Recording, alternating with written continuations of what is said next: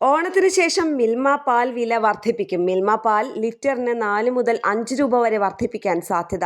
September 15-ന് ചേരുന്ന federation യോഗത്തിലായിരിക്കും അന്തിമ തീരുമാനം. ഉൽപാദന ചെലവ് ഗണ്യമായി വർദ്ധിച്ചതിനെ തുടർന്ന് ഒരു വർഷമായി ക്ഷീര കർഷകർ പാൽ വില വർദ്ധിപ്പിക്കണമെന്ന ആവശ്യം ഉന്നയിക്കുകയാണ്.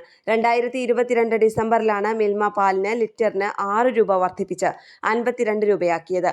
ഉൽപാദന ചെലവിലെ വർധനവും കർഷകർക്ക് കൂടുതൽ താങ്ങുവില നൽകേണ്ടതുമാണ് തീരുമാനത്തിന് പിന്നിലെന്ന് മിൽമ വ്യക്തമാക്കി.